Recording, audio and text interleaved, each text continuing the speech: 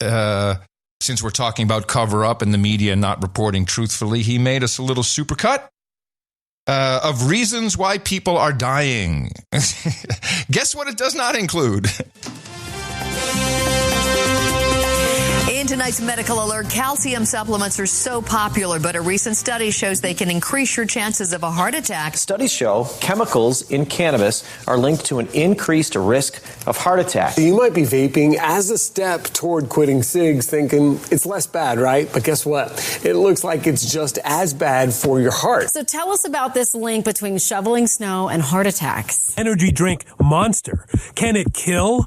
The FDA says it has received reports of 5 deaths and 1 heart attack. They found that people who live near higher levels of traffic noise had a higher risk of having a heart attack. A recent study found being lonely and socially isolated can contribute to the risk for heart disease. 20% of people who present with either a heart attack or what we call an acute coronary syndrome actually have depression. The report indicates that particle pollution could cause an increased risk of heart attacks, strokes. Your risk of getting a heart attack increases if you work out while you're stressed. Adults who ate several eggs per week had significantly higher cholesterol and were more susceptible to cardiovascular disease and death. Aleve and Advil already caution users about possible heart risks. Now the FDA is strengthening those warnings. They've raised it from these may cause an increased risk of heart attack and stroke to they do cause an increased risk of heart attack and stroke.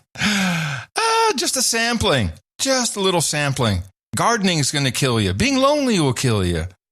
You're going to have a heart attack. Looking at the sky. Oh, don't look at the sun. Oh, washing the car. Washing the car. For sure. Washing the car. That'll kill. I love the working out while you're stressed. A lot of people work out to relieve stress. Oh, no, that'll kill you. That'll kill you. So, my favorite thing, which I heard in there, which was not about the heart attack, but the common use of guess what during the report. And so people having heart attacks, guess what? And then they say, guess what? And they just throw out, guess what? And I'm always, you know me. You're always guessing. Should I stop and guess? That's the point. So what is the point of that NLP, the neurological, neurolinguistic programming trick? What is it? Guess what? Is that to get your attention? Like, oh, now my brain is going. And I guess... No. Well, there's 2 things that are used as that sort of filler. One is guess what, and the other one is you know what, which is also a question. You know what? I always say yes. Fuck off. Yeah. I do. Go away. So if you're wondering why is it that no one's really speaking up about things that might be actually happening, it's because everyone's constrained. Everybody's constrained, including doctors.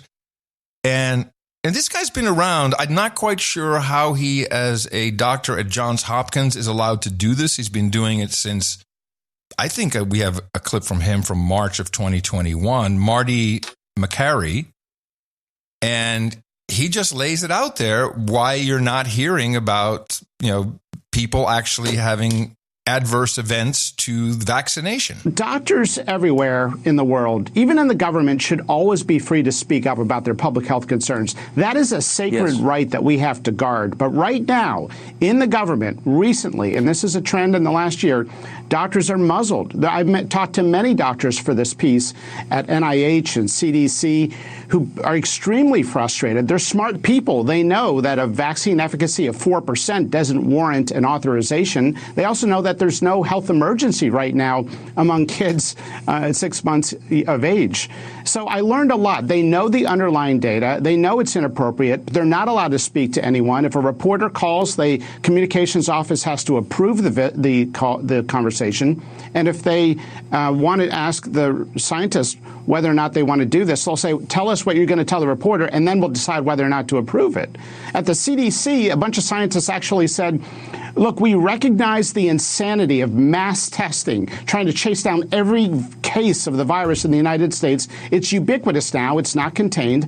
So they came up with a plan to use sampling data like we do with influenza every year and to get better numbers from the hospital of those truly in there for COVID, not just everybody with incidental COVID tests. And that plan was proposed and it was rejected, and they say it was rejected by the White House. And over in the different agencies, I heard from smart people who are just extremely frustrated that not only are they bypassing the normal scientific process, but you really can't say anything, because if they do, they know that their jobs are at risk and they'll be treated very differently. One person even said, there's no transparency as to how Dr. Fauci makes his decisions. He doesn't even consult with the real experts.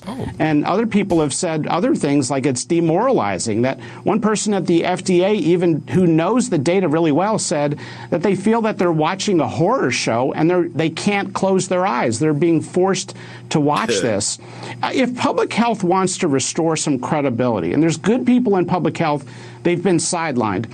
The leaders have to have more humility, less absolutism, more answers like we don't know when that's the right answer, and less paternalism. That's the only way we're going to rebuild trust in the medical profession and in public health.